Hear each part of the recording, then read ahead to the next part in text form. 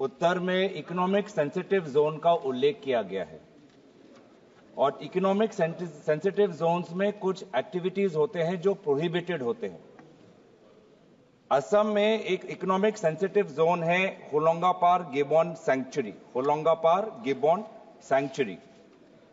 इसका जब draft notification 2018 में निकलता है कि कौन से वो एक्टिविटीज प्रोहिबिटेड है, तो उसमें तेल और गैस का विवरण होता है।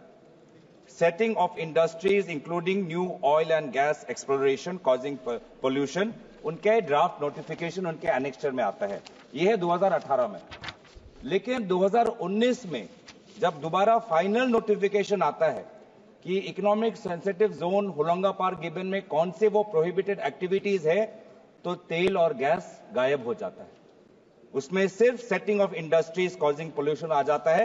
ऑयल एंड गैस एक्सप्लोरेशन जो पहले एक्सप्लिसिटली मेंशन था, उसको हटाया जाता है। आप समझ सकते हो, अब उस होलोंगापार गिबन सैंक्चुरी में एक बड़ा तेल कंपनी वहां पर एक्सप्लोरेशन करना चाहता है।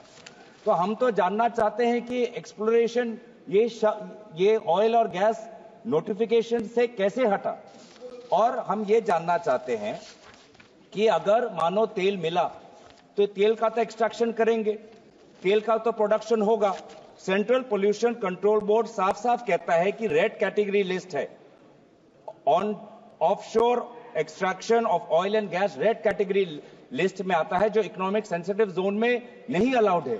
तो मैं यही जानना चाहता हूं कि national board of wild life ने जब ऑयल प्रोडक्शन हो ही नहीं सकता, तो एक इकोनॉमिक सेंसिटिव जोन में वो ऑयल एक्सप्लोरेशन क्यों अलाउ कर रहे हैं?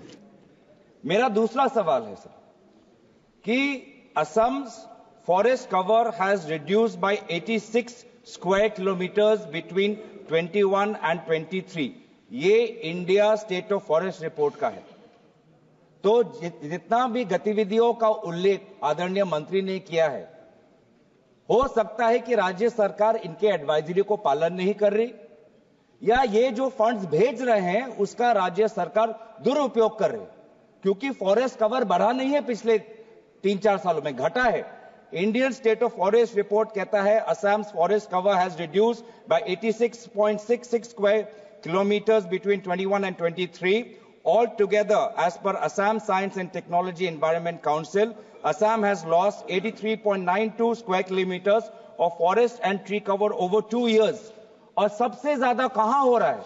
सबसे ज्यादा हो रहा है कार्बी आंगलोंग में, सबसे ज्यादा हो रहा है डिमा हसाओ में, जहां पर सिवियर डिग्रेडेशन हो रहा है क्योंकि वहां पर जंगल काटे जा रहे हैं और अवैध कोयला खनन हो रहा है। मैं जानना चाहता हूं सरकार से कि क्या ये जो फॉरेस्ट ज्यादातर कार्बी आंगलोंग और डिमा हसाओ में अवैध कोयला खनन के द्वारा घटे जा रहे हैं, क्या वहां पर सेंट्रल टीम जाएगी, क्या वहां पर इंक्वायरी बैठाएगी, और डिस्ट्रिक्ट फॉरेस्ट ऑफिसर्स का क्या रोल रहा है, क्या उन पर इन्वेस्टिगेशन होगी?